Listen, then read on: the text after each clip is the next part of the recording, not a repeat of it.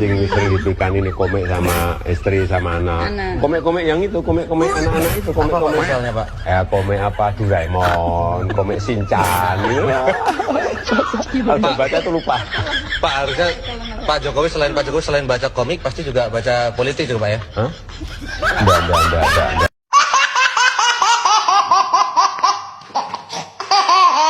Kalau saya sendiri sih jujur aja orangnya apa ya, nggak suka baca. Iya. Kok polos banget? Pencitraan dikit dong Mas. Jangan, ya apa adanya dong. Enggak, kalau saya sih suka baca, sukanya baca ini apa, komik itu jelas lah. Terus Komik apa? Kopingho. Ya apa aja saya baca lah kalau komik. Terus apa, kalau artikel-artikel ya paling artikel-artikel ringan lah. Pak, tips atur waktu baca buku biar efektif untuk bekerja 8 jam. Gini, baca buku itu jangan dijadikan seperti pekerjaan rutin. Bisa didisiplinkan, tapi prakteknya nggak bisa. Taruh bukunya di samping tempat tidur, taruh bukunya di samping tempat kerja, taruh bukunya di tempat-tempat yang kita biasa berada. Begitu ada longgar, baca. Begitu ada longgar, baca. Jadi nggak usah pakai jadwal. Setiap kali longgar, baca. Jadi kalau di tempat kerja ada break, baca buku. Kalau di perjalanan, misalnya naik KRL, taruh aja di tas. Duduk bisa baca. Di MRT bisa baca. Di bis bisa baca. Jadi bawa buku itu, letakkan buku itu di tempat yang kita biasa ada kegiatan, sehingga ketika ada break bisa dipakai. Gitu ya. Buku favoritnya? Titip salam sama yang kerudung hitam. Siapa? Dan bacanya harus kemudian baca semua gitu. Baca depan, tengah, akhir, depan, akhir. Jadi nggak semuanya dibaca. Cara baca Bapak gitu, kalau buku. Kalau baca buku nih ya, kan buku tebal ya. Oke. Buku tebal. Orang kan ini misalnya gini nih. Nih, ini buku apa nih? Buku saya Pak, David Bowie Pak. Ini buku uncommon ya. Nih. Jadi kalau cara baca buku nih ya, setebal ini. Jadi gini, dulu saya sekolah di Amerika ambil PhD. Itu kalau seminggu kita harus baca mungkin 1.300-1.600 halaman seminggu. Seminggu. Ya, banyak tuh. Oke. Terus nggak mungkin kalau kita nggak, jadi belajar baca cepat gitu ya. Sebetulnya kalau buku-buku itu saya kan baca juga. Saya baca apa di bawah bendera revolusi, saya baca pikiran-pikiran tokoh-tokoh pendiri bangsa lah, termasuk Bung Karno. Dan itu adalah perpustakaan rumah kita di Jogja gitu. Perpustakaan rumah itu isinya buku-buku mereka. Jadi ketika kemarin dikasih itu lebih pada buku-buku terbaru lah yang muncul. Jadi saya mau baca semuanya. Ada ini nggak Mas Anies? Ada nggak founding fathers kita yang tulisannya Mas Anies suka? Kan tiap orang kan punya gaya penulisan masing-masing ya. Ada nggak yang Mas Anies suka? Ini tulisannya ini orang nih saya suka mulu, saya selalu ngikutin gitu. Ya, Semua kan nulis kan?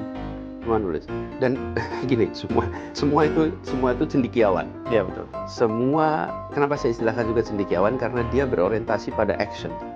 Jadi pemikir yang bukan untuk pemikiran, tapi pemikir yang orientasinya pada mengerjakan. Dan itu yang jadi inspirasi tuh buat saya. Jadi saya baca tulisan-tulisan seperti misalnya ya, tulisan Agus Salim. Oh itu dahsyat. Kemudian Bung Hatta, Bung Karno. Nah, ini unik nih. Bung Karno itu kalimat-kalimatnya itu berotot. Kayak gimana? Seperti Khairul Anwar itu.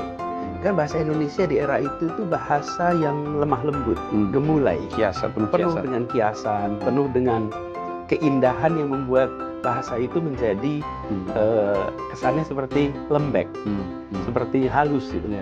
Nah, orang seperti Khairul Anwar itu membuat bahasa Indonesia itu menjadi berotot karena pilihan-pilihan diksinya itu diksi-diksi yang membuat orang yang membaca itu merasakan kekuatan dalam kosakatanya itu. Nah, seperti Bung Hatta itu tulisan-tulisannya itu dalam, dingin dan komprehensif. Dalam, dingin dan Ya, komprehensif. jadi dingin kalau nulis itu. Ya. Jadi tidak kemudian membaca itu menjadi bergolak gitu. Enggak gitu. Dingin dalam. Bung Karno ketika kita baca dalam dan bergolak. Oke? Jadi ketika kita baca tuh ada karena pilihan-pilihan diksinya itu. Ini saling melengkapi. Iya, iya. Tapi dari sisi kedalaman, Bung Hatta lebih mendalam, apalagi kalau menyangkut soal keadilan, kesetaraan, integritas. Tapi dari sisi membangkitkan, Bung Karno itu membuat yang membaca itu kayak, wah selesai baca itu mau gerak gitu. It's a perfect combination antara mereka itu.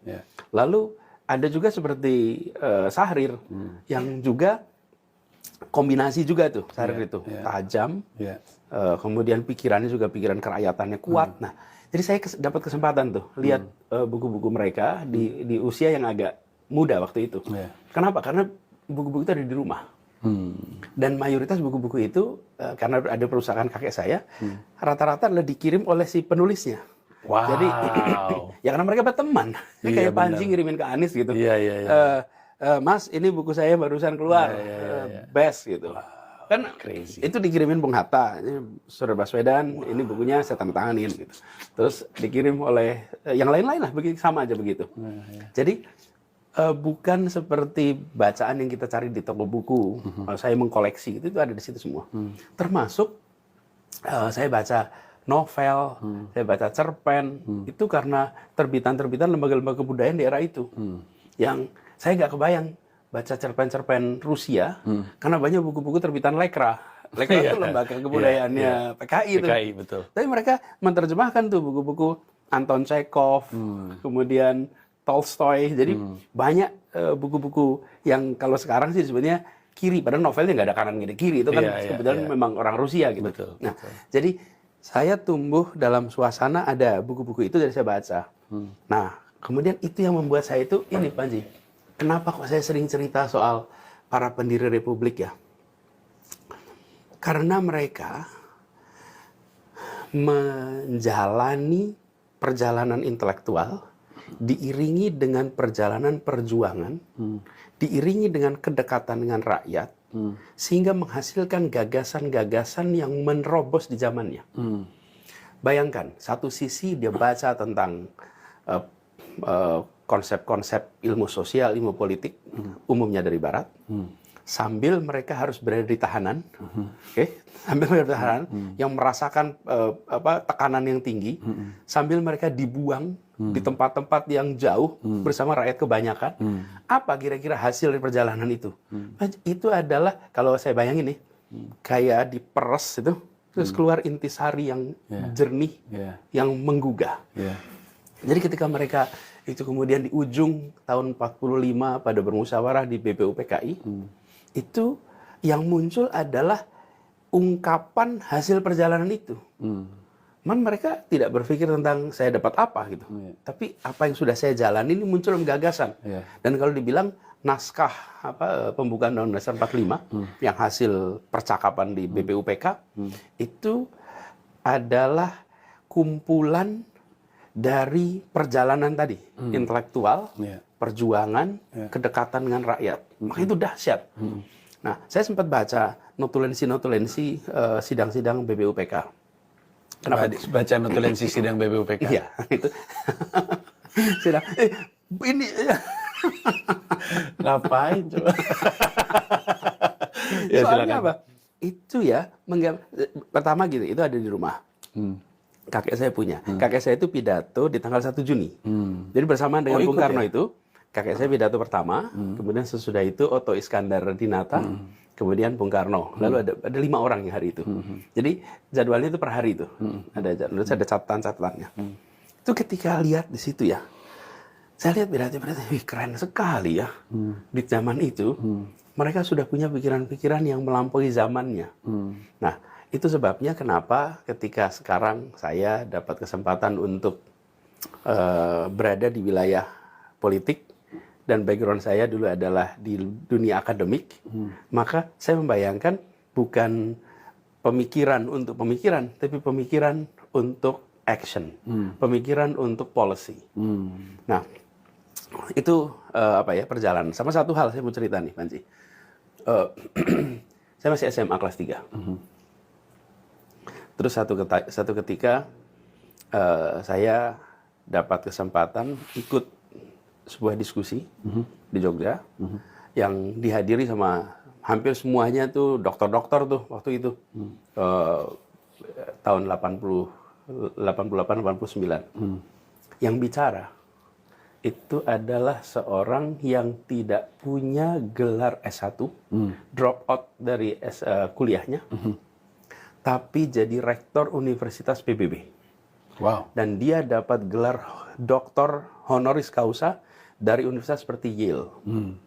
Namanya Sujat Moko. Wow. Oke, orang ini DO, nggak punya gelar S1. Dia adalah orang Indonesia yang menjadi rektor Universitas PBB. Dia bicara di situ. Saya ini SMA nih, kelas 3 nih. Dengerin dia ngomong tuh kayak, wow. Dia waktu itu menceritakan tentang perubahan sosial yang terjadi, perubahan iklim yang terjadi. Dia anggota dari Club of Rome. Club of Rome itu sebuah klub para scholar yang sangat